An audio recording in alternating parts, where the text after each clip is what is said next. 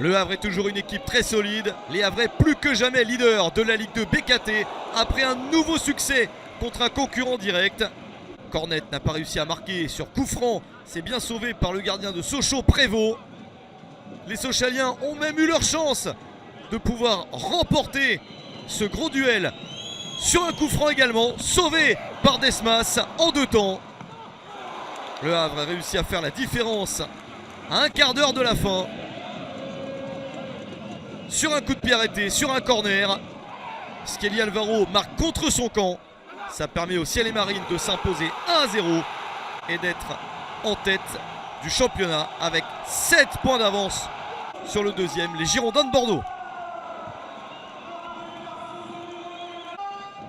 Car dans le même temps, les Bordelais n'ont pas réussi à s'imposer sur le terrain de Caen. Pourtant, tout avait bien débuté grâce au but de Josh Maja après 4 minutes seulement.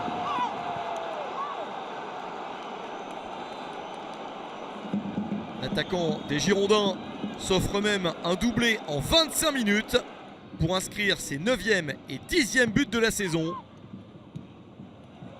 Bordeaux mène alors 2-0 sur le terrain de Caen. Les Canets procèdent à 3 changements à la mi-temps et reviennent à la 52e minute. Johan Cour à la passe, Alexandre Mendy pour son 7e but de la saison. L'espoir est de retour pour les Canets. Après l'exclusion de Clément Michelin à la 68e minute pour Bordeaux, à 11 contre 10. Caen égalise, Cour à la passe et le but d'Ali Abdi pour un score de 2 partout au final entre Caen et Bordeaux.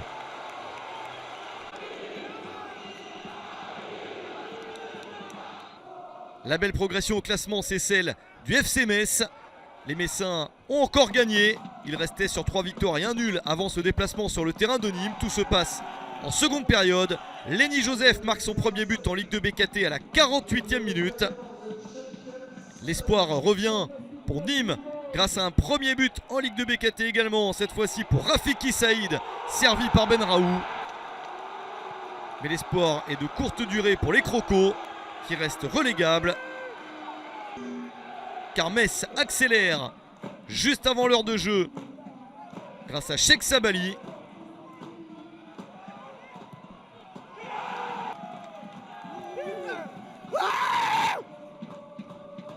Puis juste après, grâce à Lenny Joseph, après un superbe mouvement collectif, Udol centre, Maraval repousse et Lenny Joseph surgit pour s'offrir un doublé. 3-1 pour Metz. Nîmes attaque pour essayer de revenir et se fait contrer. Georges Mikotadze marque son 8e but de la saison à la 89e minute. Victoire de Metz, 4-1 sur le terrain du Nîmes Olympique.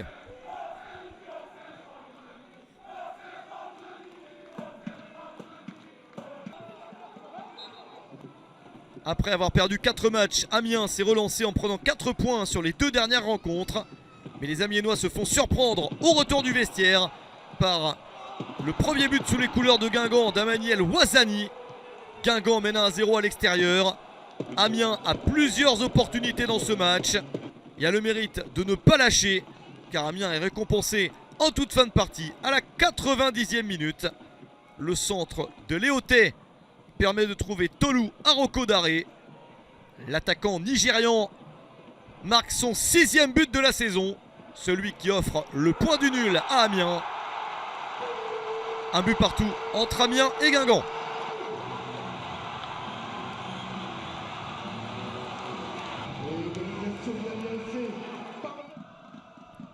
Match entre Pau et Grenoble, 2 formations qui restent sur 2 défaites toutes les deux. Pau a une belle chance de marquer en première période. Bassouamina échoue sur Brice Maubleu.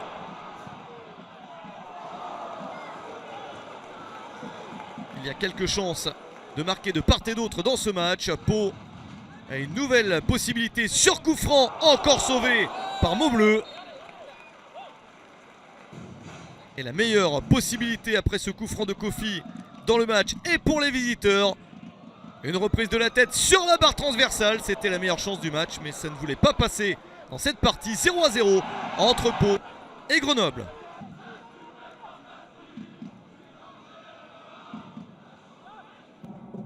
Le Paris FC est en train de se relancer de belle manière sur les derniers matchs. Un PFC qui n'a perdu qu'une seule de ses 6 dernières rencontres et qui n'encaisse que très peu de buts. Jonathan Iglesias, en 2 temps, réussit à marquer le but du 1-0 dès la 11e minute. Dijon est en difficulté. Et après 2 changements à la pause, les Bourguignons se relancent en seconde période. Chandé Silva est oublié par la défense parisienne.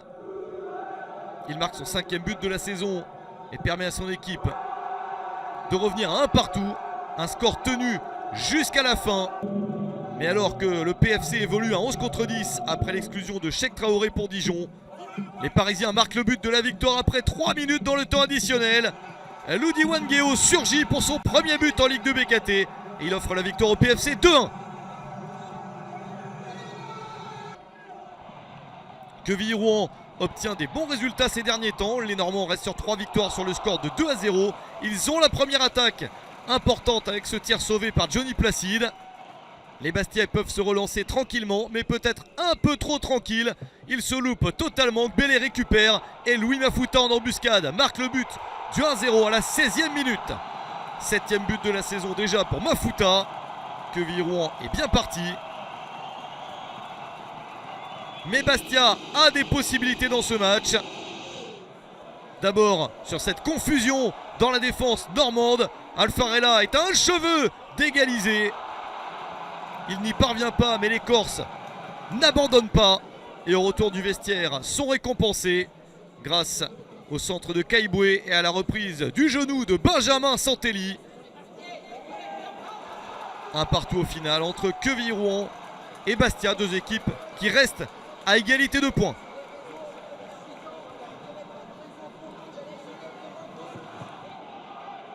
Match spectaculaire entre Valenciennes et Annecy. Ça commence bien pour le promu grâce à Moïse Saïdion et son 6e but de la saison. Un but marqué à la 42e minute. Annecy pense mener à la pause, mais il n'en est rien car Aymen Boutoutaou réussit l'un des plus beaux buts de la journée dans le temps additionnel de la première période. Il permet grâce à cette frappe du gauche, petit filet opposé, à Valenciennes de revenir à 1 partout.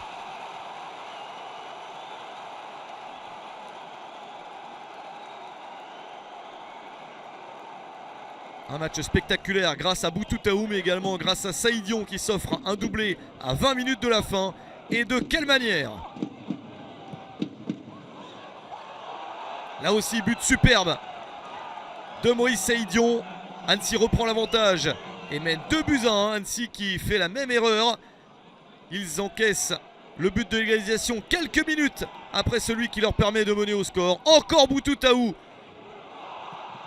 pour marquer un but pour Valenciennes. Et un score final de 2 partout entre Valenciennes et Annecy.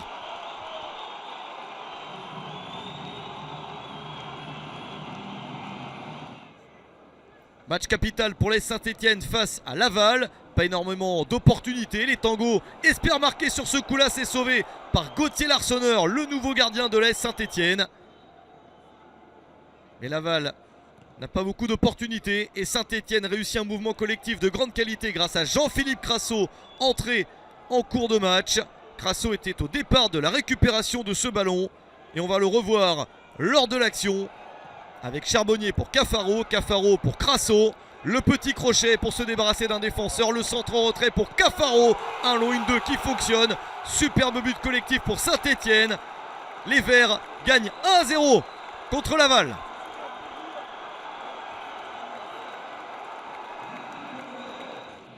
On termine par le match de bas de tableau capital entre Rodez 17e et Niort 19e. Deux formations séparées par 2 points seulement. Le premier but est niortais. Juste avant l'heure de jeu, Renel Centre et Bilal Boutoba marquent son 8e but de la saison.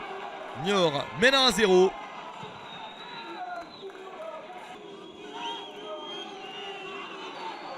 Mais 4 minutes plus tard, Rodez, qui vient d'éliminer Monaco en Coupe de France, revient avec le but de Lorenzo Rajo.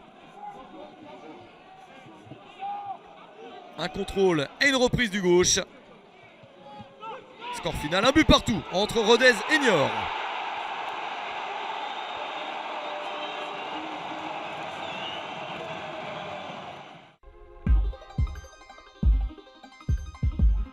24 buts ont été marqués au cours de cette journée de Ligue 2 BKT. Un seul 0-0 et une seule victoire à l'extérieur, celle du FC Metz.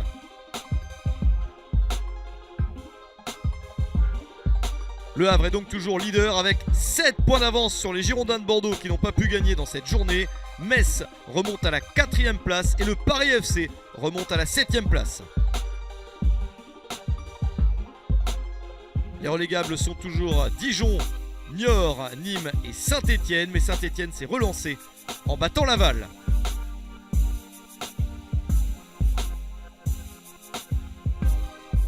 Plusieurs belles affiches lors de la prochaine journée. Bordeaux accueille Amiens, soit un match entre le 2e et le 5e. Le Havre face à Nîmes et Sochaux contre Caen.